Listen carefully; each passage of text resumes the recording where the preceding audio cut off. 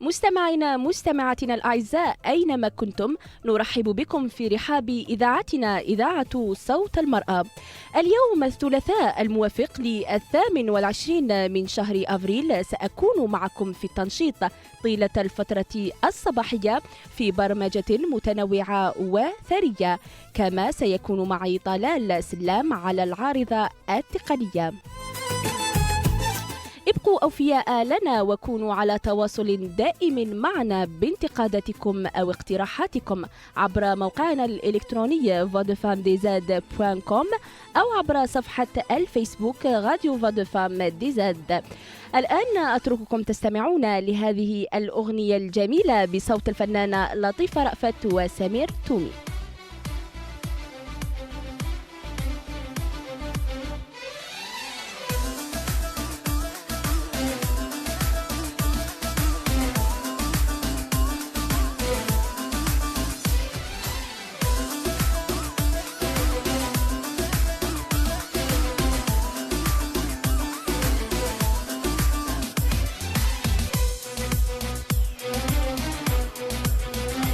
حابة نشوف يا العمر قدام عينيا، هيك على بالي كتغيب اش يصرى فيا، قداش نحبك يا العمر ماشي شوية، محبتي فيك كل يوم زايدة قوية.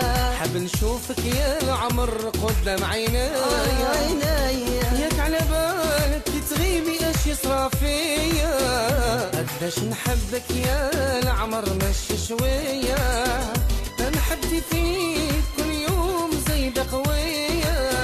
خصتني بالساف وقلبي عليك خاف ناس اخرين يدوك عليا.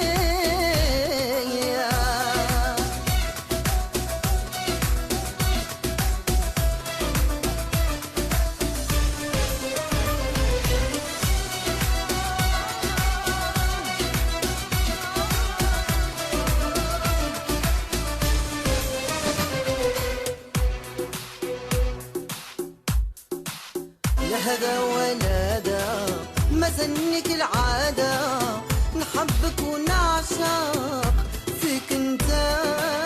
وين هالسعادة وين هالفايدة من غير وجودك يا الغالي عليا. اجي يا روحي داوي جروحي نبرة ملكية، حاب نشوفك يا العمر قدام عينيا، ياك على بالك تغيبي اش يصرى فيا. باش نحبك يا العمر ماشي شوية، محبتي فيك كل يوم زايدة قوية، وخاصتني بالساف وقلبي عليك خاف ناس اخرين يدوك عليا.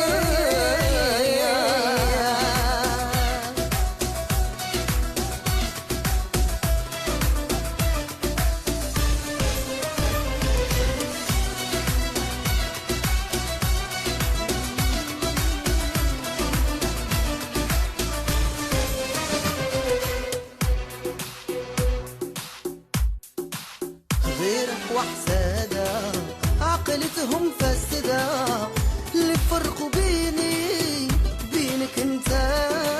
داروها بعمادة وانتي علاش هكذا، كحلتي قلبك شكيتي فيا، حيرتي بالي والعقل ديالي ما قعدش ليا. وحابة نشوف يا العمر قدام عينيا، هيك على بالي كتغيب اش يسرى فيا، قداش نحبك يا العمر ماشي شوية، محبتي فيك كل يوم زايدة قوية. خصيتيني بالساف وقلبي عليك خاف ناس اخرين يدوك عليا.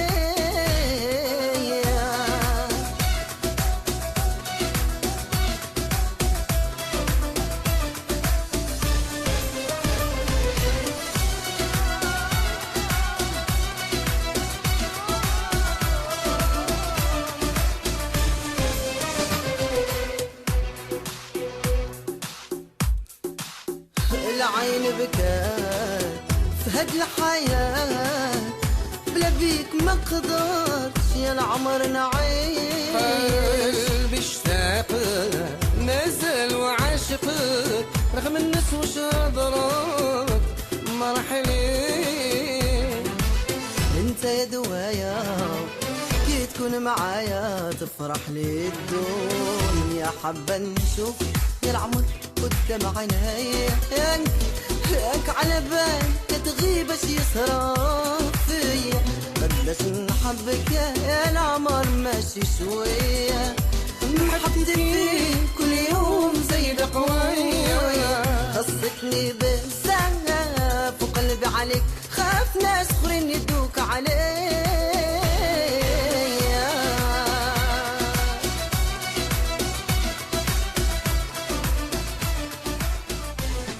عودة إليكم مستمعينا، نجدد التحية لمن التحق به لتونا، والآن مع النشرة الجوية من تقديم الزميلة مريم مفيس.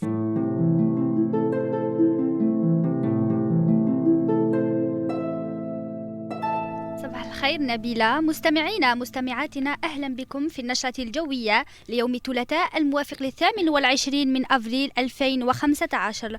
الطقس اليوم مشمس ربيعي الأجواء، هادئة، سماء صافية، درجات الحرارة تصل إلى 22 درجة، نسبة الرياح معتدلة، البحر هادئ إلا قليل الاضطراب على طول السواحل الجزائرية. ختام النشرة، في أمان الله.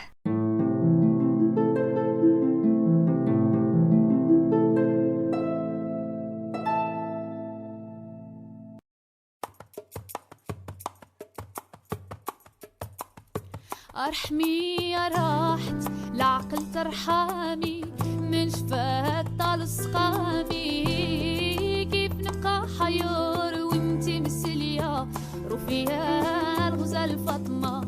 أرحمي يا راحت العقل ترحمي من شفاك طال سقامي. كيف نبقى حيار وانتي مسلية رفيها الغزال فاطمة.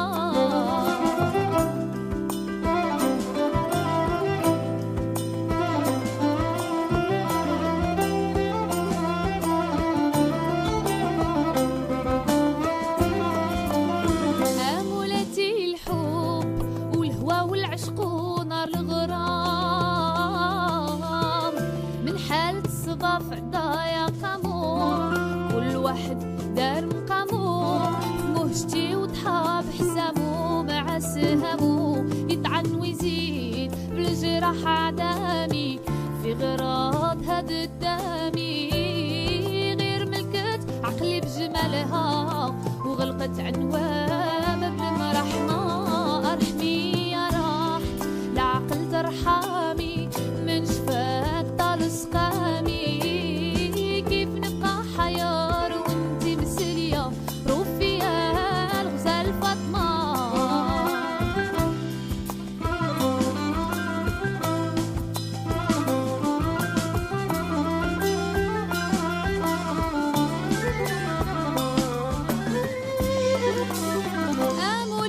خدي الفرش وبالشوق لدوك القدام ونقول لك فاطمة زطمي يا اللي داويتي جسمي. عمري بالعز وحكمي ولا تحشمي ونشوفك يا الباهية قدامي والرقيب بصرو عامي والحسود فضلة وانا معاك تحت خيام الليل المخيمة. أرحمي يا راحت العقل ترحمي من جفاك طال سقامي. كيف نبقى حيار وانتي مسلية رفيها الغزال فاطمة. أرحمي يا راحت العقل ترحمي من جفاك طال سقامي. كيف نبقى حيار وانتي مسلية رفيها الغزال فاطمة. أرحمي يا راحت العقل ترحمي من جفاك طال سقامي. كيف نبقى حيار وانتي مسلية رفيها الغزال فاطمة.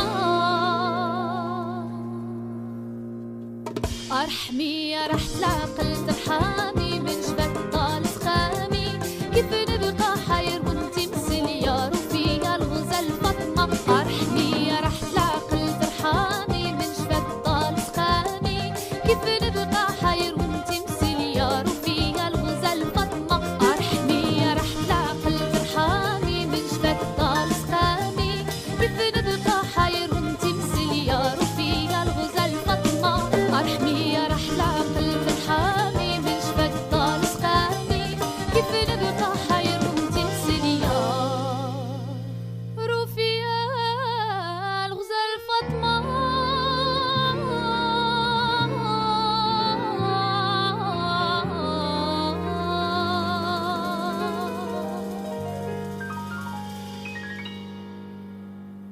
عودة إليكم مستمعينا مع الأجندة الثقافية لأهم المواعيد والأنشطة الثقافية.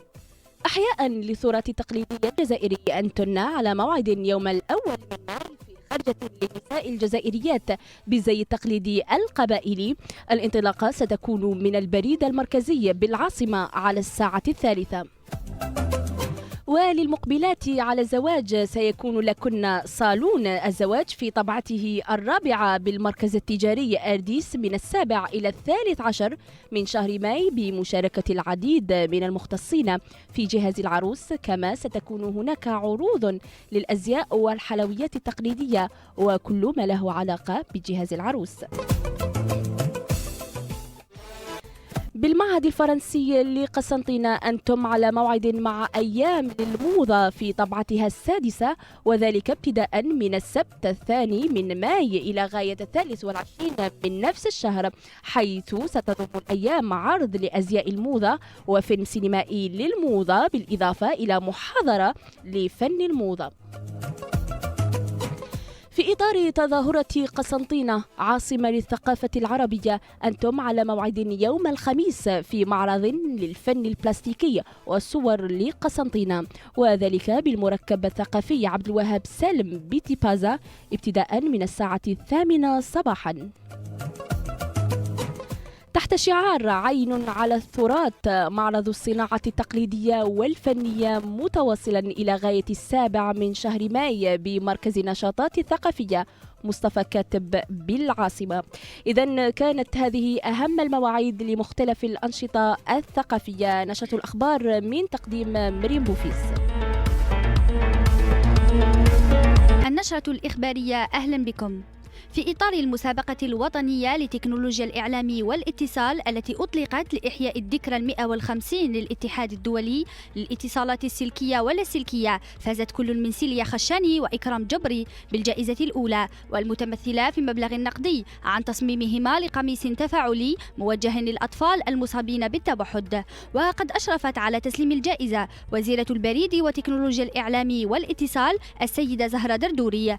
الحفل حضره أعضاء من الحكومة ومسؤولي مؤسسات ناشطة في مجال الإعلام والاتصال. أما الجائزة الثانية عادت لإيمان زلاق وسمية علي زيان لتصميمهما تطبيق ديزد فارم، في حين عادت الجائزة الثالثة لإيناس جزرلي لتصميمها الموقع الإلكتروني www.elhuma.com. دعت برلمانيات جزائريات إلى ضرورة طرح مسألة حق المرأة في الميراث ضمن نقاش في المجلس الشعبي الوطني ومجلس الأمة، حيث أكدت رئيسة لجنة الصحة الشؤون الاجتماعية والتضامن الوطني بمجلس الأمة السيدة لويزا ششوة عن تلقيها تقارير من نسوة هدم حقهن في الميراث. ومن جهتها أكدت وزيرة التضامن الأسرة وقضايا المرأة مسلم السعامر أنها تحدثت مع المجمع الإسلامي العالمي لفتح باب الاجتهاد حول قضايا عديدة كالميراث الذي تحرم منه كثيرات بسبب هيمنة الرجل، مضيفة أن هذا الأخير قد رحب بالفكرة وأن الوزير بصدد إعداد ورقة لتحديد النساء المتضررات والوقوف معهن. وفي خبر آخر دعت الخبيرة في اليونيسف ورئيسة مخبر الأسرة والتنمية والوقاية من الانحراف والإجرام الدكتورة عياشي صباح عن ضرورة دق ناقوس الخطر من الآن حتى نقي مجتمعنا من جرائم تعرقل التنمية الاجتماعية والاقتصادية للبلاد، متحدثة عن مشروعها الأكاديمي المتمثل في تخصص جديد في علم الاجتماع العائلي والطفولة والعمل الاجتماعي، حيث أن أول دفعة للماستر في هذا التخصص ستكون السنة الجارية. وقالت المتحدثة أن هؤلاء سوف يساهمون في الحد من الأمراض الاجتماعية كالطلاق والتفكك الأسري والإدمان على المخدرات. وفي الشأن الدولي دشن رئيس مجلس الوزراء المصري إبراهيم محلب أمس أول استراتيجية وطنية لمناهضة العنف ضد المرأة، مؤكدا أن الاهتمام بقضايا المرأة من الأولويات المحورية على كل الأصعدة والمستويات المختلفة، مشيرا إلى أن العنف ضد النساء قضية مجتمعية تعكس آثارها على المجتمع ككل، وشدد على أن العنف ضد النساء يمثل انتهاكا للقيم الثقافية والدينية في مصر، كما ألزم الدولة بحماية المرأة ضد كافة أشكال العنف. انطلقت حملة على مواقع التواصل الاجتماعي من طرف منظمة المساواة الآن التي تتبنى قضايا المرأة من أجل دعم تولي النساء قيادة منظمة الأمم المتحدة التي ومنذ 70 عاما من تأسيسها لم تشهد تولي امرأة منصب الأمين العام، وهو ما شجع نساء داعمات لقضايا المرأة على السعي لكسر الهيمنة الذكورية.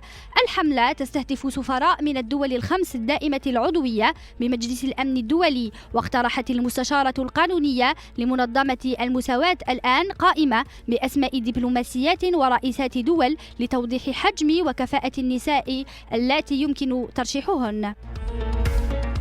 أكدت دراسة علمية أجرها علماء من السويد بمشاركة جامعة لوند السويدية على أن للقهوة تأثيرا إيجابيا ملحوظا عند علاج سرطان الثدي، كما أوضحت نتائج الدراسة أن تناول القهوة له مفعول إيجابي، حيث أن الخلايا السرطانية تحت تأثير الكافيين تفقد القدرة على الانشطار بنشاط وفي أغلب الحالات تموت.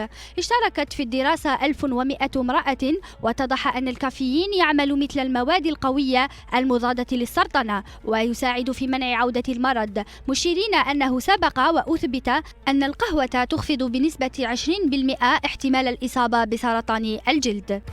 ختام نشرتنا، شكرا لكم على حسن الإصغاء والمتابعة.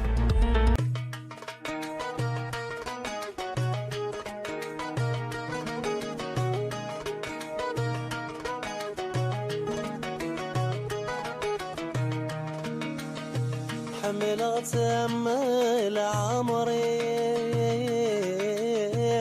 تتقاري دقما وتعليم استيري السني وسمير غيرا حملت أمل روحي تتقاري دقما وتعليم استيري السني وسمير غيرا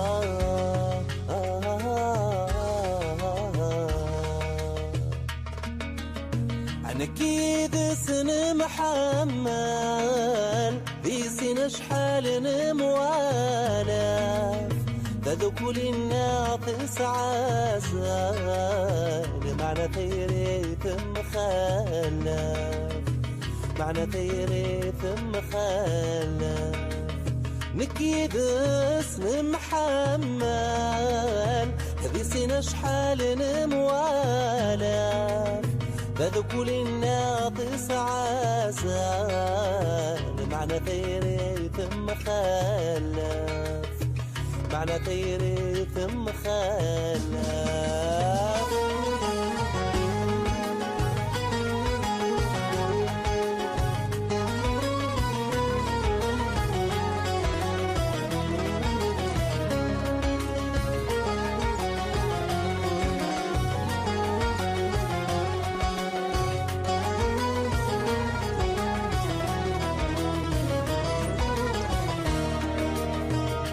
وكذا غاسس فهمه تروح يد جواحدي إلى قفولة بعفسه قبل غيضرني يدي قبل غيضرني يدي عالسني غذق معشقه فدل سيدي سيدايري عيال مرديني قبله دينا دحلو غيرك ولي دينا دحلو غيرك ولي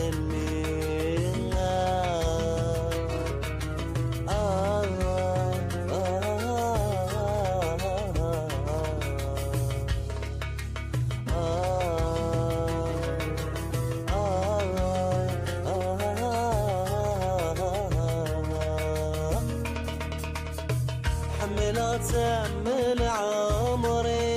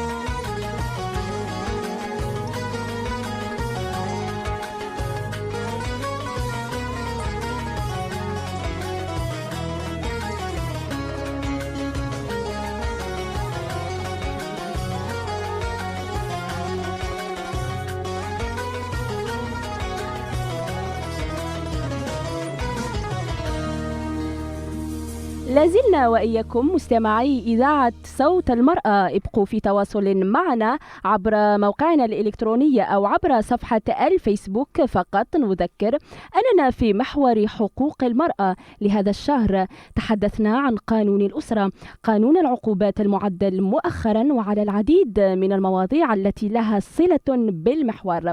ارتأينا اليوم أن نسلط الضوء على موضوع جد مهم أسال الكثير من الحبر ولطالما أحدث ضجة في المجتمع الجزائري وتضاربت عليه الآراء. صندوق النفقة أو صندوق المطلقات هو حق لكل امرأة مطلقة من خلال مبلغ مالي تتقاضاه كل شهر من طليقها بغية حمايتها أو حفظ كرامتها وحماية الأطفال من الضياع بطريقة قانونية. بعد عام من صدور هذا القانون، قانون صندوق المطلقات، هل نجح يا ترى هذا القانون وطبق حرفيا؟ هل هو حل للمرأة المطلقة أم تشتت للأسرة كما يزعم الكثيرون؟ وما هي المعايير الواجب أخذها بعين الاعتبار كي تحصل الطليقة على حقها؟ كل هذا سنجيب عليه في النقاش الذي سيجمعني مع الأستاذة مريم عمروش، محامية لدى المجلس. أهلا بك أستاذة في إذاعة صوت المرأة، وشكرا على قبولك دعوتنا. صباح الخير عليكم، شكرا على الدعوة والتواصل معكم. شكرا أستاذة. إذن قبل أن ندخل في النقاش دعونا أولا نستمع لرأي الشارع الجزائري فيما يخص موضوع صندوق النفقة، ولنعود بعد ذلك لنستمع. أنا نظن باللي هذا المشروع القانون اللي يخلي المرأة تستفاد من صندوق النفقات يجيب ضرر للأسرة ويخليها تتفكك، وأيضا أنه صندوق النفقات غير ضروري لأنه يخلي المطلقة ما ترجعش لزوجها ويخلق مشاكل عائلية أيضا، ويخلي المرأة تستقل ماليا وليست بحاجة للرجل يعينها. أنه لا ضرورة لهذا الصندوق النفقات، نخلوا الأسرة تسير هكذاك بلا ما نوضعوا هذا. وفي رأيك مشروع صندوق نفقة عنده عام منين جسد هذا المشروع، هل برأيك نجح هذا المشروع ولا ما نجحش؟ ما نجحش أنا برأيي هذا المشروع. علاش؟ نقول لك علاش. على خاطرش دوكا المشروع هدايا راهو يشجع النساء على الطلاق والاستقلالية أكثر، ماهوش ضبط الأسرة. هل تعرف شحال المبلغ اللي يمنحوا للزوج للطليقة تاعو؟ على حسب ما أظن 10,000 دينار، على حسب ما أظن 10,000 أو 7,000. في جميع الأحوال كاع الأزواج يعطوا هذا نفس المبلغ. 10,000 دينار شهريا، هذا بالإضافة إلى نفقة الزوج. هذا شيء يخلي المرأة تستقل ويخليها أيضا تصرف على روحها وليس بحاجة إلى الرجل. بالنسبة لصندوق المطلقات، القانون هذا اللي راه عنده عام اللي داروه اللي ناقشوه في البرلمان وراح يجي تطبيق. انا نظن القانون هذا داروه على المقاس. هذا القانون جاء بتوصيات ولا بالتوصيات اللي جاب بها الوامسي، منظمة التجارة العالمية، باش ننضموا ليها. وانا نظن بلي لو كان الدولة تاعنا ما تنضمش ليها خير، باسكو هذا القانون راح يعارض القيم تاعنا والدين تاعنا. لماذا؟ واحد، لأن القانون الأسرة تاعنا، القانون الإسلامي ولا المشرع الإسلامي تاعنا طال عندها كاين نصوص وكان قوانين اللي تخص المرأة المطلقة والمرأة العازبة والمرأة في البيت والمطالعة كاع الحقوق تاعها. حنا دوك نشوفوا قانون الصندوق المطلقة هذا واش راح يدير؟ راح يقضي على حاجة ويدير لنا حوايج واحد اخرين بزاف ماشي ملاح للمجتمع. مثلا انه المرأة هذه تولي عندها سبب باش تخليه باش تطلق. الراجل هذا شغل ما يزعفها شويه تولي تطلب الطلاق منه، ديجا حتى الخلع تطلب الخلع منه، وعندها نفقه واحده اخرى، ثم عندها ما دير بالراجل يكثر يقضوا على باش المراه ما تمدش يديها، وراح يزيدوا في العنوسه ويزيدوا في واش رانا نشوفوا برا في الشارع في الافات الخطيره والمشاكل الاجتماعيه. هي المراه الجزائريه نشوف تاعها بدون مقابل الور لا يكون كاين مقابل وتكون كاين نفقه يتسمح فيها هي ديجا يسمحها فيها. وكاين كاش وحده تحب تخرب اسرتها وعائلتها؟ كاين تحب باسكو كاين اللي المراه هذه هي شغل من عند ربي جايه شغل كيفاش يقولوا عندها بروبليم في دماغها. توجور شوف غلطه صغيره مره تنكرنا العشير وتكثرنا اللعنه في الحديث النبوي الشريف. حاجه صغيره بالراجل هذا ما يقدم لهاش بعض الخدمه ولا ما يقدر يقدم لها بزاف خدمات، ما يقدمش خدمه واحده راح تنكر العشره وبالتالي راح تخرب دارها. اذا صندوق النفقه عمره ما كان مشكل للعائله الجزائريه، لان صندوق النفقه مش حيعطيو لها حاجه كبيره للمراه، يعني حيعطيو لها على حساب لافيش دو باي تاع راجلها. يعني اذا كان ياخذ مثلا 2 ملايين راح يعطيو له 500,000 ولا 700,000. يعني انا حسب رايي ماشي حاجه اللي رايحه تخلي المراه تطلق على جال 600 دينار. ما اذا حتى 2 ملايين ماشي حاجه اللي يعني هذا المشروع هذايا مشروع مليح، يعني هذا يحمي المرأة. وإذا قدر الله وما كان المشكل الواحد الحل الواحد هو الطلاق، عندهاش حاجة اللي تقدر تعاونها. يعني مبادرة مليحة هذه. فيما يخص صندوق النفقة دوكا كاين بالك مرأة اللي يساعدها الحال باسكو على حسب الدخل تاع الزوج تاعها ولا الطليق تاعها كي تكون لاباي تاعو بيان سور مليحه، هما يحددوها على حسب الراتب الشهري تاعو بالك تساعدها.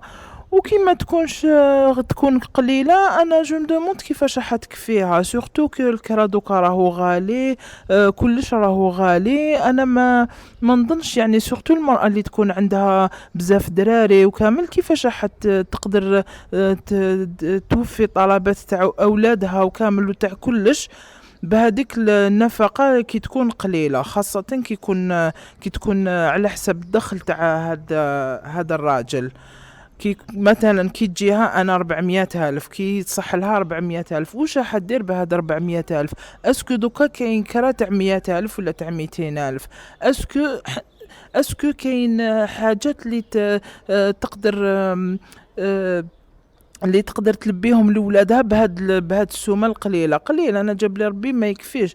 لو كان حددوا يعني مبلغ يكون مليح اللي يكفي باغ اكزومبل يقدر يكفيها للكرا باغ اكزومبل باش تكري سورتو الا ما كانش عندها وين تروح ايتو وشوفوا باسكو ما كانش منها هذه على حسب الدخل تاع الزوج تاعها ولا تاع الطليق تاعها ما حاش تكفيها بيان سور. كاين دوكا كاين رجال اللي هم يخلصوا 12,000 دينار وكامل شحال حيعطيها؟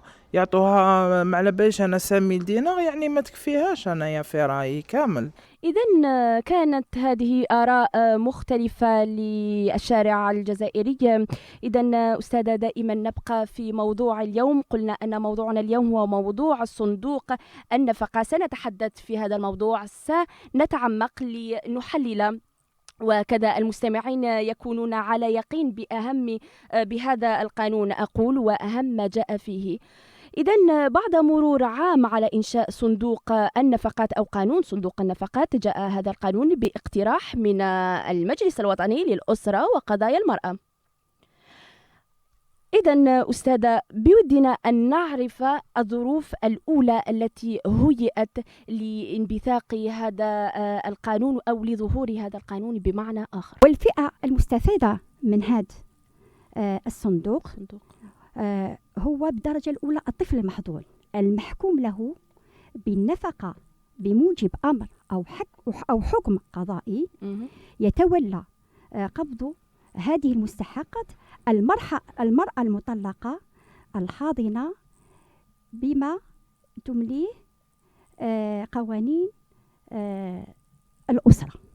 نعم، بمعنى آخر أن هذا القانون جاء لكي يحمي الأطفال من التشرد بحماية كذلك من الأم بدرجة الأولى. نعم، إذن أستاذة نتحدث الآن على المعايير المتخذة أو التي تتخذ بعين الاعتبار كي تمنح هذا المبلغ كي يكون حق شرعي للمرأة المطلقة. فيما يخص هذا المقام نقول باللي كما قلنا صندوق النفقة يحتوي على 16 مادة. والمادة هذه جات كما قلنا لحماية المرأة المطلقة والأسرة، والمعايير التي اعتمد عليها في يعني في أخذ بعين الاعتبار كل من الحالة الاجتماعية للمرأة والطفل المحضون. وكذلك احنا نشوف باللي كثيرات من النساء اللي ما عندهمش يعني ان باجاج كيف نقولوا يعني دون مستوى تعليمي، هذا هو دون مستوى تعليمي اللي يحفزهم ويقيهم يعني التشرد ويضمن لهم منصب عمل كذلك. نعم. ويضمن لهم منصب عمل. هذا النساء الفئة هذه راهي شوية يعني مهمشة. وعلى هذا الأساس يعني المعايير أخذت من هذا الباب. نعم. أستاذ الكثير كما سبق وأن ذكرنا لقد أسال هذا الموضوع الكثير من الحبر بين مؤيد ومعارض. حتى في الشارع الجزائري هناك من يعارض ويقول أن نعم صندوق النفقة جاء كي يحفظ كرامة المرأة إلى غير ذلك، وهناك من هو جد يعني صارم في رأيه، صارم نعم، غير قابل بتاتا لفكرة إنشاء صندوق النفقة، ويقولون كذلك أنه عامل أساسي في يحفز كذلك على تشرد الأسرة وتفكيك الأسرة. ما تعليقك يعني على فيما يخص هذه النقطة بالذات؟ يعني صندوق النفقة للمطلقات جاء بالجانب السلبي والجانب الإيجابي. نعم. الجوانب السلبية اللي راهم يعني يشوفوها معظم الناس يقول لك باللي يحفز على تشرد والطلاق. نعم. ويشجع المرأة على تزايد ظاهرة الطلاق وانحلال الأسرة بكاملها. نعم. ولكن من باب آخر يعني من الناحية الاجتماعية مع الحالة تدهور الحالة الاجتماعية وغلاء المعيشة، نشوف أن من واجب المجتمع والدولة متضامنين باش نجعلوا هذا الصندوق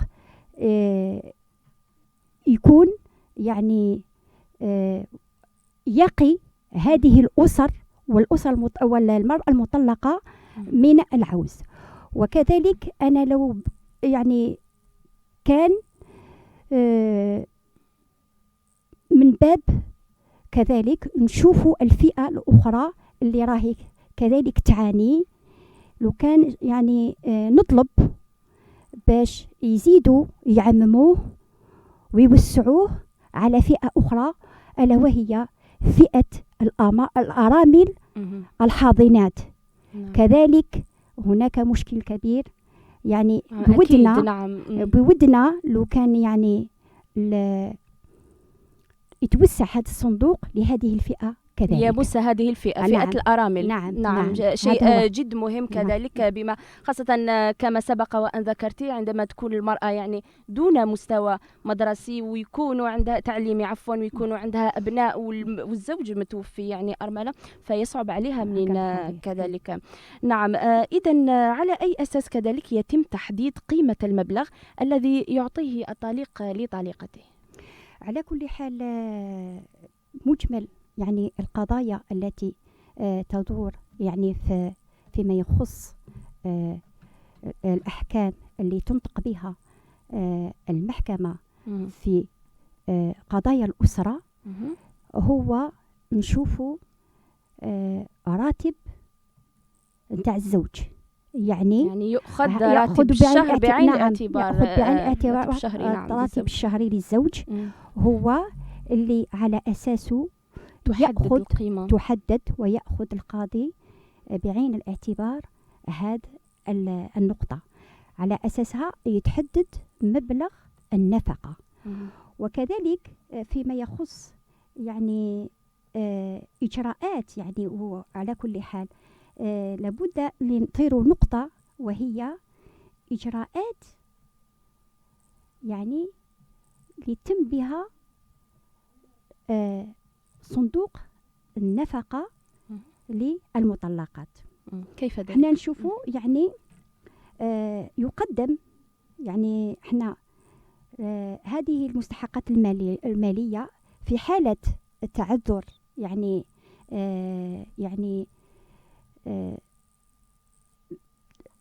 في حالة تعذر الزوج، لا في حالة تعذر التنفيذ الكلي نعم. أو الجزئي.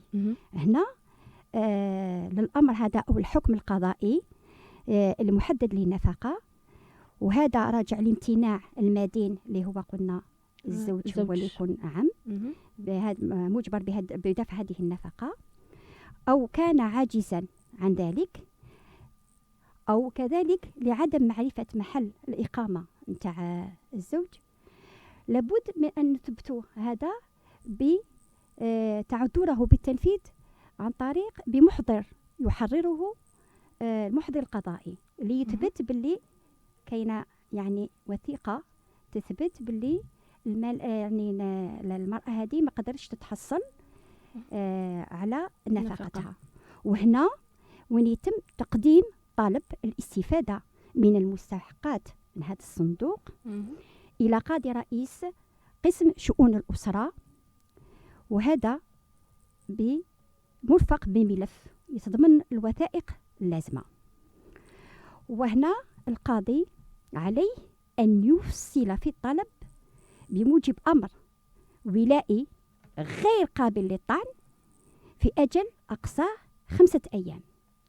يعني هنا تدابير استعجالية. وعلى هذا الأساس تحتسب، وهذه 5 أيام تحتسب من تاريخ تقديمه، ويبلغ الأمر عن طريق أمانة ضبط المحكمة إلى المدين والدائن بالنفقة والمصالح الولائية. هناك 3 أطراف هنايا اللي يتم تبليغهم فيما يخص هذا الطلب اللي نوضعوه أمام أمانة الضبط.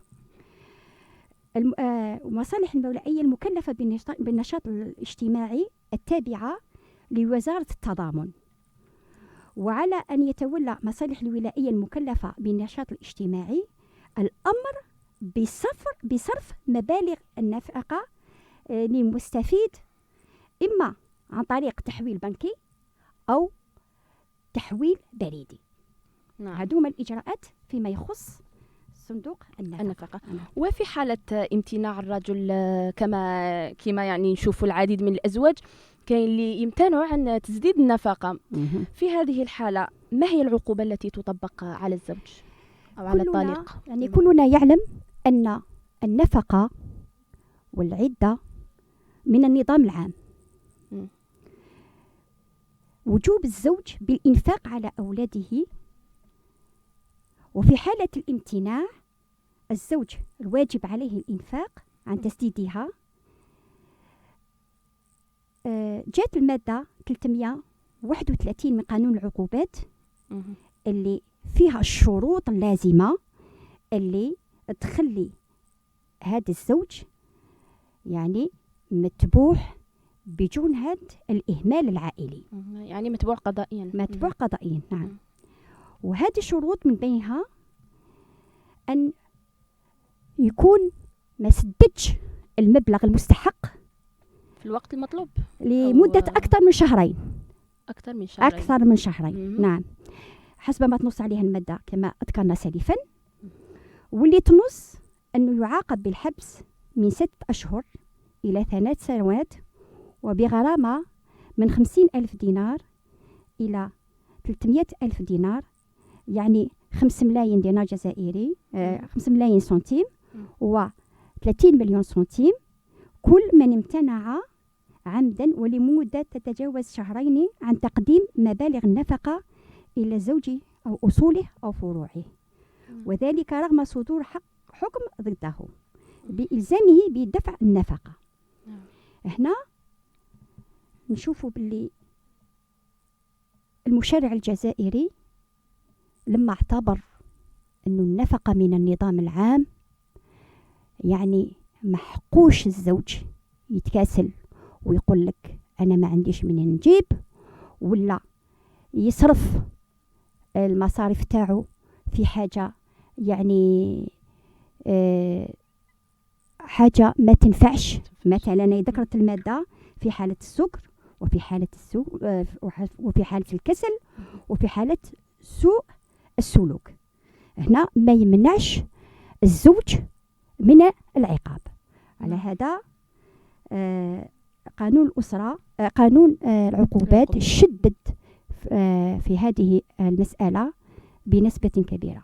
نعم. وفي حالة ما يكون الزوج يعني عاجز، مثلا تكون عنده إعاقة تمنعه من العمل، كيف سيكون على كل تسديد النفقة؟ نعم، على كل حال فيما يخص الزوج العاجز المعاق أو المعاق. هنا نشوف المادة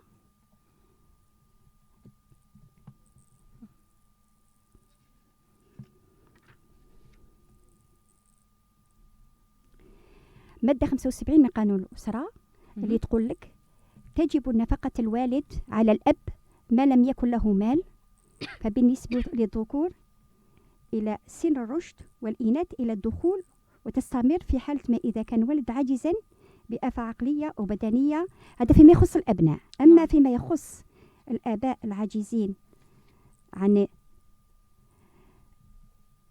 يعني تسديد النفقة، هنا تقول لك باللي الأب هو يكون يعني مسؤول عن النفقة لأولاده، وإن كان ميتا أو عاجزا فالأم هي التي تحل محله. كيف بهذا المعنى يعني بهذا المعنى يعني تحل محله إذا كانت عاملة أو إذا كانت يعني، وإذا لم تكن عاملة. إذا هنا يعني كاين بعض يعني هنا كاين بعض الإشكالات، يعني بعض الإشكالات. وكما قلنا يعني تمنينا يعني الصندوق هذايا يزيد يعني يدعم الفئة الأرامل، فئة أرامل كما قلنا والعجزة هذوما، لهكذا باش يحسن المجتمع كما يجب. نعم. نبقى دائما في إطار المنحة المستفاد منها من هذا الصندوق. بالنسبة للمبلغ الممنوح للأبناء هل يكون متساويا أو يختلف مع اختلاف السن؟ بالنسبة للرضيع مبلغ الرضيع أو مبلغ عندما يصل إلى سن معين 15 سنة أو سن 20. يعني هنا حابة تقولي باللي يعني الاحتياجات تاع الصغير وتاع الكبير والمتمدرس ماهيش كيف. هذا هو أكيد. هذا نعم. على كل حال هنا القاضي شؤون الأسرة يراعي في ذلك كما قلنا سابقا يعني مسألة راتب الزوج، يعني عسره أو قدرته. على كل حال ما كاش نقولوا يعني 1 زائد 1 يساوي 2، لا، ما عندناش بهذا المنطق. ولكن هنا نشوفوا أن الطفل المتمدرس أو الطفل الصغير تحكم لهم بنفس النفقة. يعني لما يقول قاضي الدرجة الأولى أنه النفقة تجب على كل من الأبناء فلان وفلان وفلان بمبلغ 500,000 دينار جزائري. يعني كما قالوا 500,000. هنا تحديد النفقة تجي على يعني جميع الأبناء، ما نقولوش واحد صغير دون استثناء. نعم. يجي مبلغ واحد كان رضيعا أو متمدرسا سواء كان ذكر أو أنثى يعني. نعم، هذا هو ما كانش فرق في هذا، ما كان اختلاف في هذا المجال. وبالنسبة فقط لتحديد أقصى سن لهذه النفقة بالنسبة للبنات وبالنسبة للذكور، هنا في قانون الأسرة جاء فيما يخص نفقة البنت تبقى مستمرة يعني إلى الدخول بها، يعني إلى سن الزواج، ما لم تكن يعني تكسب من يدها، يعني ما تعملش. هنا يعني في حالة العمل ما تتحصلش على النفقة. لا ما تحصلش على النفقة. في حالة عملها تسقط النفقة يعني بموجب الكسب، يعني ما كاش سن محدد. لربما يثبت يعني الأب ديالها أنها في سن يعني فايت سن الرشد، وما تعملش من واجبه يعني ينفق عليها. ولكن أثناء ذلك إذا تحصلت على عمل ويعني كسبت بيدها هنا تسقط عليها تتوقف. نعم. وبالنسبة للذكر؟ بالنسبة للذكر سن 19 سنة. سن 19 يعني سن الرشد، حتى سن الرشد. ولكن يأخذ بعين الاعتبار القاضي فيما يخص الابن الذي يعني يكمل دراسته. هنا كان يعني مسألة ترجع لتقدير القاضي في مسائل هذه. نعم. وفي حالة عدم وجود أبناء، هل تستفيد المرأة من هذا القانون؟ هل يمسها هذا القانون؟ على كل حال المرأة المطلقة في حالة عدم إنجاب الأطفال وعدم وجودهم ما تستفدش من الصندوق النفقة. علاه؟ لأنه الصندوق هذا مرهون وجوده بوجود أطفال القُصّر، وعليه فلا تستفيد منه. ولكن كما ذكرنا سلفا قلنا بأن النفقة والعدة من النظام العام، فالمرأة المطلقة عندها العدة تاعها يعني تستفاد منها. أما فيما يخص صندوق النفقة قلنا مرهون بوجود الأطفال. هذا هو. وفي حالة يعني الزوج لما يكون ميسور الحال راح يوفر لهذه المرأة والأبناء، يوفر لهم بيت. نعم. وفي حالة هذا الزوج يعني ماشي قادر، الإمكانية تاعو ما تسمحلوش باش يوفر لهم بيت مسكن. نعم، مسكن، ويعطي لهم المبلغ. هل هذيك الأجرة اللي يمنحها لهم الأجر العامل البسيط، هل تلك الأجرة تدخل فيها يعني في المصاريف اليومية وتدخل فيها الإيجار؟ احنا يا أخي قلنا دائما يراعي عسر الزوج. إذا كان يعني ثبت للقاضي أنه الدخل الشهري تاعو يعني لبس به، هنايا اوتوماتيكمون يحكم ب يوفر لها مسكن. يوفر لها مسكن. نعم. إذا كان خاصة إذا كان عنده مسكنين أو 3 ولا مبلغ النفقة اللي يكون يحظيها. قلنا دائما هذه مسائل نسبية ترجع إلى تقدير القاضي والملف الموجود بين يديه. نرجع فقط بالنسبة للمسكن. عندما يكون الزوج ميسور الحال ويوفر لها المسكن، هل ذلك المسكن تبقى تعيش فيه وتربي فيه أولادها إلى حد يعني تكمل بصفة أخرى، تكمل تربي فيه أولادها حتى يكبروا، ولا كاين وقت وين يوصل يعاود يولي المنزل له؟ نعم. على كل حال فيما يخص المسكن لممارسة الحضانة الذي تحظى به المطلقة الحاضنة هو مسألة وقت فقط. يعني ما نقولوش هذاك المسكن راهو ليها تديه، ولا نقولوه لا، هذه مغالطة. كأقصى تقدير. لأن أقصى تقدير عندما الأبناء يوصلوا إلى سن الرشد. سن الرشد 19 سنة يعني يرجع البيت. نعم، يرجع البيت إلى. ومصير الأولاد يعني هنا مصير الأولاد يكونوا كبروا، ولا ربما دولة تساعدهم هذه هي يعني في هذه المسائل يعني. نعم. وفي حالة الخلع، عندما في حالة الخلع هل تستفيد المرأة من هذا الصندوق، صندوق النفقة؟ بطبيعة الحال المرأة التي تخالع زوجها، يعني إذا كانت نقولها ونكررها ونعودوها، إذا كانت حاضنة ولها أطفال قُصّر فلا بد أن يعني يخصها هذا الصندوق. أما التي لا يسمى ما عندهاش أطفال، هنا يعني ما تستفادش من هذا الصندوق. نعم. وعلى كل حال هناك كثير من القضايا وهناك كثير من المطلقات اللي جاء وسألوني فيما يخص الصندوق، ويعني جابوا لي يعني حكم الطلاق تاعهم. كاين اللي طلقت عامين، كاين اللي طلقت 3 سنين، كاين اللي طلقت. وقال يسمى حبوا طلبوا مني استشاره اسكو هو كذلك يخصهم هذا القانون. بطبيعه الحال صندوق النفقه لما تنصب و اسمه راهو قانون اللي يحمي يعني هذه الفئة. المطلقات قبل صدور هذا القانون ما يخصهمش، ولكن اللي جايين يعني مستقبلا هو اللي يخصهم هذا القانون. أما اللي فات ما قبل صدور قانون الخاص بالمطلقات هذاك هو اللي يخصهم، هذاك هو اللي يعنيهم.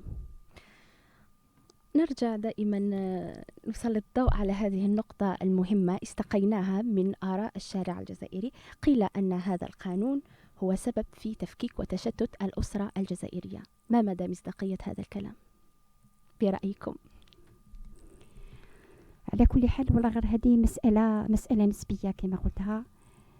كاين اللي يشوفها الجانب السلبي وكاين اللي يشوفها الجانب الإيجابي. لما احنا رانا في الميدان ورانا نشوفوا يعني المرأة واش تعاني فيما يخص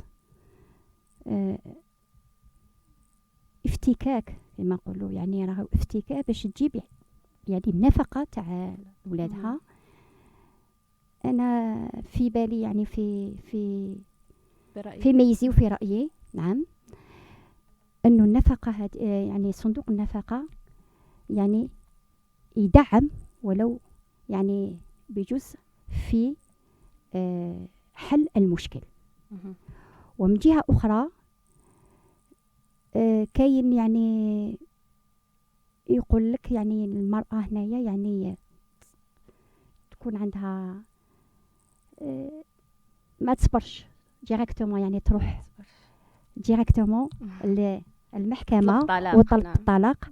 على هذا الجانب هذا اللي المجتمع راهو متخوف منه متحس منه، ولكن أنا نشوفه كحل بالنسبة للنساء المطلقات اللي خاصة اللي ما عندهمش يعني مدخول اللي يقيهم. نعم شكرا إليك أستاذة، سعدنا جدا بلقائك وفي رحاب إذاعة صوت المرأة. إذن مستمعينا الأفاضل لازلنا وإياكم بثنا لا يزال مباشرا ومتواصلا في إذاعة صوت المرأة.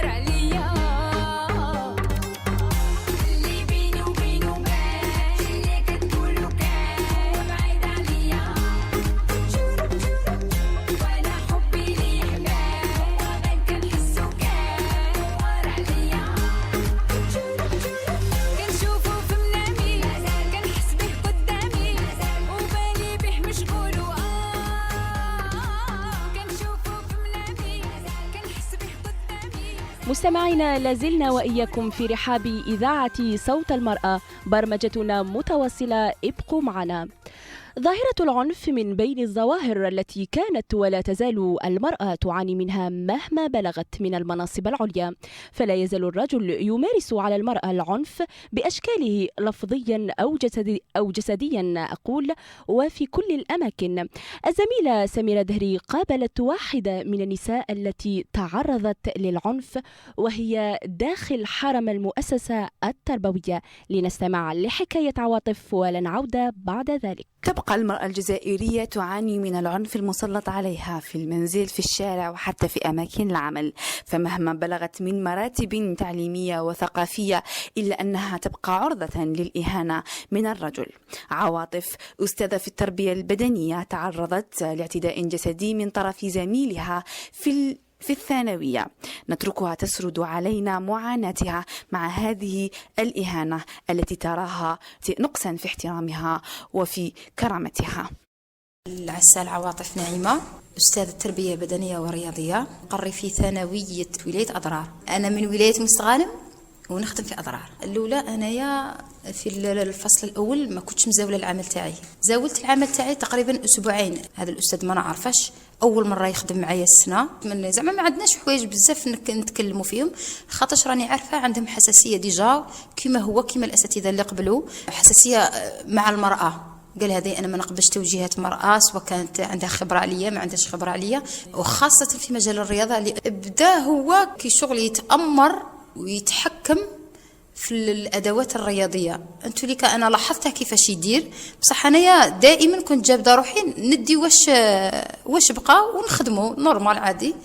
يجي واحد النهار بديمونش جونتيمون قلت له استاذ من اليوم فصاعدا نبداو نديروا تنسيق على الادوات الرياضيه، خاطرات نتلاقاو مع بعض. عندنا حصتين، الحصه الاولى انا اللي نديه، انت تعاود تديه الحصه الثانيه ولا العكس؟ قال لي ماشي انت اللي تقولي لي واش ندير وواش ما نديرش. المهم انايا دخلت روحت وخليته ودخلت لابارتمون تاعي. لو سواغ انايا ما بديمونش ما نخدمش، رحت هذاك الماتريال، كان واحد الماتريال نجم انا نطرافيكيه لروحي نخدمها لروحي، رحت بديت نخدمها لروحي، دايره في بالي باللي هذا السيد انا نجبد روحي عليه. على 10 دخلت نورمال، سطها في المخزن تاعنا تاع الادوات داخل قاعه الرياضه. كي جيت انايا على 12:05 هكا خرجت البنات التاليين من الفيستير. قال لي استاذه في الديبي، قال لي استاذه دقيقه، انا درت روحي ما سمعتهاش، ومن بعد عاودها لي قال لي استاذه دقيقه. قلت له واش؟ قال لي اعطيني المفتاح تاع المخزن. قلت له على المفتاح تاع المخزن انت عطيتها لي حتى نعطيك انا مفتاح المخزن؟ انت شكون؟ علاه؟ قال لي ما عندكش دروا باش تخدمي بهذا الماتريال. كي جيت مروحه وخليتها كنت انا دايره الكرونو، والكرونو في داخلين في الماتريال تاع الرياضه، كرونومتر ولا الميقاتيه، مدايرتها في صدري. كي جيت مروحه جا ورايا جبدني من شعري، درت قلت له قلع يدك. قال لي هاتي المفتاح. قلت له ما عطيكش المفتاح. قال لي جيبي تاع الكرونو. يده وحده قضبت لي شعري ورقبتي، واليده الزوجه حطها فوق صدري وقضبني من اللسان تاعي غوش. قلت لها قلع يدك هاك عارف روحك وراك حاطها. قال لي لا جيبي. قلع لي الكرونو، خاصها غير قشاه ما قشي وصاي ما قلع عليهش وصاي. قلع لي الكرونو، الصفاره، كاسكيطه كنت دايره طلق لي شعري خاطرش ما بغاتش الكاسكيطه تخرج، جبدها بقوه، شعطت لي شعري، قاس لي لاستيك تاع شعري في الارض، كاسكيطه في الارض، الصفاره في الارض، دا الميقاتيه الكرونومتر دار لي هكايا طبقي كي شغل غريانه ما جو سي با، ما على باليش كاع كيفاش بانت له، والله ما على بالي كيفاش بانت له. وقال لي طبقي. قلت لك حتى خرجت كيما هكاك رحت عند المدير ما سطاش في المكتب. قلت للمدير بلي فوالا اش كاين. دخلت مع لي زيلاف تاعي قدام لي زيلاف، حلي رجليه في المخزن. قال لي لا راكي ساجي روحي بدي الماتريال. وراني مانيش في مؤسسه تاع حكومه، مانيش في مؤسسه التربيه، مانيش ما على باليش روحي كاع وين وليت. 16 عام خدمه مضاره انا قريتهم، تلميذ ومعاه منيش كيما هكا اللي مراهق جامي تلميذ قريتهم طول وعرض ما داروليش كيما هكا. المهم خرج المدير فصل في هذه القضيه، بقات القضيه هذه تاع التعدي بالضرب والإهانة واللمس في مناطق حساسة للمرأة. مجرد أساسا أنا غير توشاني في شعري جاتني حاجة طايحة. المهم أنا من بعد رفعت تقرير كتابي للمدير تاعنا، دخلوا ناس بزاف على خاطرها باش يتوسطوا. أنا رفضت الأمر باش ما فوتهاش العدالة وما فوتهاش مديرية التربية. عياو ما يقنعوا فيا، قالوا لي باللي انتيا تعشي انتيا محرجه وانتيا المراه كي تريكلامي. دائما هذا هي العذر، تعتبري انتيا باللي ناقصه تربيه وانتي ناقصه اخلاق، والمراه نورمالمون ما لا بصح بلغ السهيل الزبا. ماشي هذه المره الاولى ولا التاليه، دائما يحاولوا التهجم علينا. بصح هذا وصل ورفعت التقرير تاعي الكتابي. القضيه ثاني راني فوتها في العداله. اللي خلعتني فيه العدالة حكمت من أول جلسة بدون ما نحضر، لأنه الكونفوكاسيون أنا ما وصلتنيش. أنا الكونفوكاسيون ما توصلنيش لأني رفضت أني نتنازل، وهو يسكن في قصورة يسيبوا لادريس تاعو ويوصلوا له كونفوكاسيون. القضاء حكم غيابيا بمعاقبته ب8,000 دينار جزائري غرامة مالية موقوفة النفاذ، ومع تحديد مدة الإكراه البدني بيومين حبس. مانيش حاصيقة هذا الكارثة. وهذا درت معارضة. المعارضة كانت البارح. المحرج في الأمر أنه رئيس المحكمة قدمته. أنا هضرت قلت واش كاين. هو قال واش كاين، قاعد يكذب كما العادة باش يبرأ نفسه، هو حر الله يسهل عليه. ومن بعد رئيس المحكمة يقول لي انتيا المعارضة تاعك مرفوضة. ونتمنى حتى الكلام تاعي هذا يوصل للسلطات المعنية على أعلى مستوى، ووزارة التربية باش تحط حد لهذه التصرفات في المؤسسات التربوية عندها. تركنا عواطف والدموع تملأ عينيها راجية أن ترجع لها كرامتها عن طريق معاقبة هذا الشخص الذي تعدى على حسب قولها على كرامتها كامرأة وكأستاذة. قصة عواطف مؤثرة. عموما شكرا لزميلة سميرة دهري. إلى هنا مستمعينا الكرام نصل إلى ختام هذا البث من إذاعة صوت المرأة. كانت معكم في تنشيط نبيلة زاغ، وكان معي على العارضة التقنية طلال سلام. شكرا للطاقم الصحفي سميرة دهري ومريم بوفيس لإذاعة صوت المرأة. مستمعينا ابقوا دائما أوفياء لنا، نلتقي في أعداد قادمة. سلام.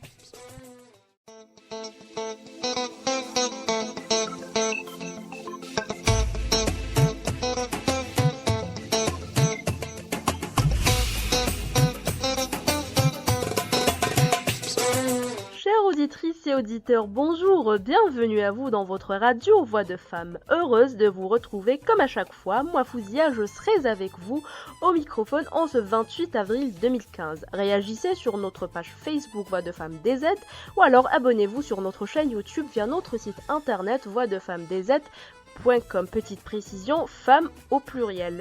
Ouvrez-nous vos cœurs, les portes de vos cœurs avec Samir Fares, Halloul Biban.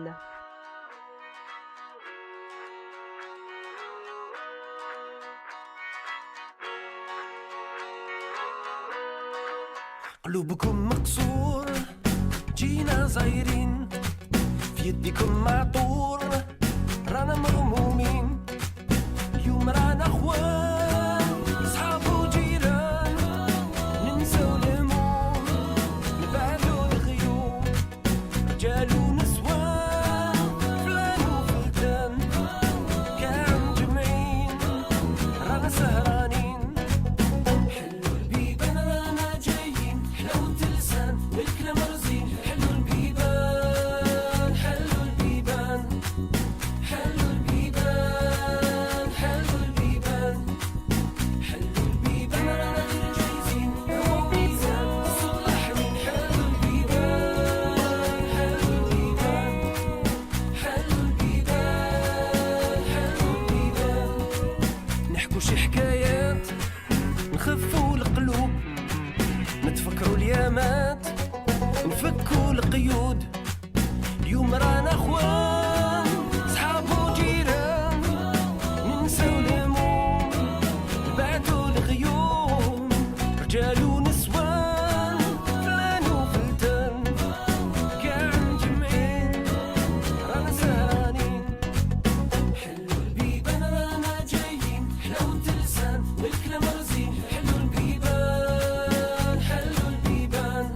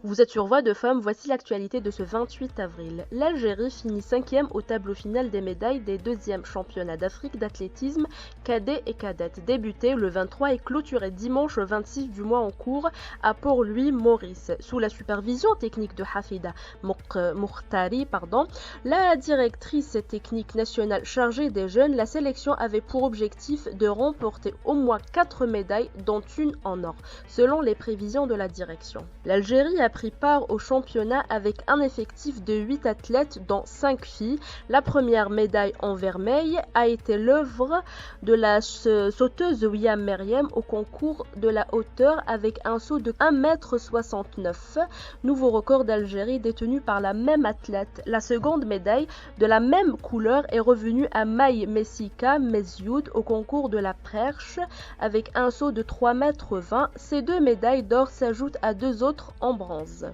La ministre de la Culture, Nadia Labidi, a présenté hier à l'Assemblée populaire nationale le projet de loi relatif aux activités et au marché du livre approuvé en octobre 2013 en Conseil des ministres. Dans sa présentation du projet lors d'une séance plénière de l'APN, la ministre a estimé que cette loi avait pour objectif de dynamiser et de développer l'industrie nationale du livre et la création littéraire. Un projet de loi est actuellement en cours d'élaboration par le ministère des Affaires de la Femme, de la Famille et de l'Enfance en Tunisie pour annuler l'autorisation du père exigée actuellement par la loi en vigueur. Ce projet de loi vise aussi à renforcer les droits de l'enfant en tant que citoyen tunisien dans l'attribution d'un passeport ou enfant, a annoncé Mira Maraï. Ce projet de loi prévoit la validation de l'une des 3 possibilités suivantes: l'autorisation des 2 parents, de l'un d'eux ou simplement l'annulation de cette autorisation. Une jeune femme dénonce son agresseur dans un puissant shooting photo. Cette jeune femme était agressée dans son appartement par l'ancien petit copain de sa colocataire. Son agresseur était déclaré coupable quelques mois plus tard et la victime réalisa un puissant shooting photo afin de sensibiliser les autres victimes de dénoncer leur agresseur. Les sénateurs américains ont enfin validé jeudi la nomination de Loretta Lynch au poste de ministre de la Justice. Choisie par Barack Obama, cette procureure fédérale devient la première femme noire à occuper ce poste. Fin de ce journal, merci de nous avoir prêté attention. Vous êtes sur Voix de Femmes et nous passons à l'actualité culturelle. Le premier rendez-vous, Adji Tchouf Mezrenna, une conférence qui se déroulera ce mercredi, donc ça sera demain, le 29 avril à partir de 14 h à l'auditorium de la Faculté des Sciences de l'Information et de la Communication, ex-ITFC. L'Agence algérienne pour le rayonnement culturel célèbre la journée internationale du jazz avec Ray Lema African Jazz le jeudi 30 avril 2015 à partir de 19 h à la salle Ibn Zaydoun. Sous le slogan « Les couleurs de l'Europe », dans sa 16e édition, le Festival culturel européen en Algérie débutera le 10 mai entre Alger, Annaba, Béjaïa, Constantine, Oran, Tiaret et enfin Tlemcen. Coup d'envoi du salon de l'audiovisuel et des métiers du spectacle aujourd'hui au Palais de la Culture Moufti Zakaria et c'est jusqu'au 30 de ce mois. Voilà, c'était l'actualité culturelle. Vous aurez l'embarras du choix, il vous suffit juste d'être au rendez-vous, tout simplement. Travail, mariage, travail, font-ils bon ménage? Quand Louisa Fourali s'intéresse au sujet, ça donne quoi? Eh bien ça donne ça. Chaque femme a des projets et des ambitions dans la vie. Faire des études, poursuivre sa carrière professionnelle, aller à la découverte du monde et se marier. La question qui se pose est, quand le mariage et le travail s'opposent, à qui est la priorité? Que pensent les femmes? Je suis allée chercher la réponse dans les rues d'Alger. Nesrine, étudiante en 3e année anglais, sa priorité est le travail. Elle veut être enseignante et en lui posant la question, sa réponse était « Le travail, c'est tout pour moi ». Travail, bien sûr. Pourquoi? Je suis encore jeune, je veux vivre encore ma vie. Beaucoup de choses, beaucoup de voyager, plein de trucs, mes amis, je veux vivre. Pour moi, le travail, c'est tout. C'est tout. Comme Nesrine, Ziha, étudiante universitaire, ne pense jamais renoncer à son travail dans l'avenir, car pour elle, c'est une preuve de son existence de femme. Travail pour l'instant. Vous voulez faire quoi comme travail? Prof, travailler dans une multinationale. Non, je refuse. J'aime bien travailler. Le travail, c'est quoi pour vous? Active dans la vie. Une source de vie pour dire que la femme, elle est présente. Jamais vous renoncez à votre travail pour le mariage? Jamais. Contrairement à nos deux jeunes universitaires Nesrine et Neziha, Enfel vient de terminer ses études. Elle veut être une femme au foyer. Enfel est une fille d'une mère travailleuse et elle n'a pas été satisfaite de cette expérience, ce qui a influencé son choix. J'ai rencontré un jeune couple et en posant la question, un débat s'est posé entre Asia et Jamel n'ont jamais entamé cette discussion et c'était l'occasion pour le faire. الحاجه الاولى اللي نشوفها نهار يجي يخطبني نقول له الخدمه اذا قبل يخليني نخدم نتزوج به ما يقبلش نخدم ما نتزوجش به تو سامبلومون باسكو في الوقت اللي رانا فيه ما تلقاي دوكا غير خدمتك باسكو الدنيا ما تعرفيش واش مخبيت لنا بليس بالك انا نحب نحبس اذا كان صح هو قادر وكافي روحو بالك انا نحبس ابخي من بعد نجيبو دراري سي سور من بعد بالك انا نحبس ما نقدرش نوفق بين الخدمه ديالي وبين الدار المراه اللي تخدم تسمى ماشي قايمه بدارها ماشي قايمه بوالو لي بلوبور تاع النساء يخدموا كامل وموفقين بين دارهم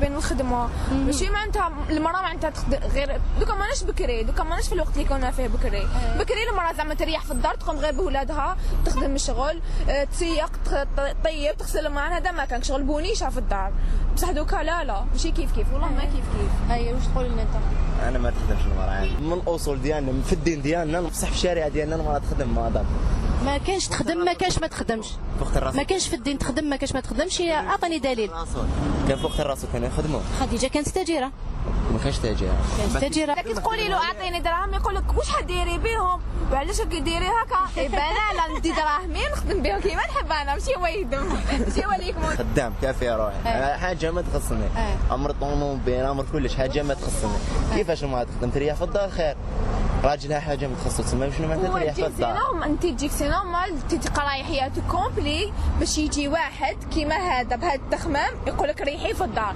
وعلاش قريت انا كنت من الاول نريح في الدار رواح لهنا رواح انتم دوكا ما تفاهمتوش على هذه انا ما جامي جبتوه بيناتكم حاولتوا تهضروا عليه البنات جبت لكم السجون بعد حاولوا كيفاش تفاهموا عليه قبل ما تونجاجيو نتوما الزوج باسكو راح تولي لا باغار في الدار ما تخافيش انا اللي نربح سوي سيغ انا اللي نربح برافو لي فام Nous arrivons au terme de notre édition de ce 28 avril 2015. Merci de nous être fidèles, de nous supporter. Suivez notre actualité sur notre page Facebook Voix de Femmes DZ. Vous pouvez aussi réagir sur notre chaîne YouTube via notre site internet voixdefemmesdz.com au pluriel, je vous le disais déjà. Les amis, aimez-nous, aimez-vous et croyez-moi, tout ira vers le mieux. Je vous aime. Ciao ciao.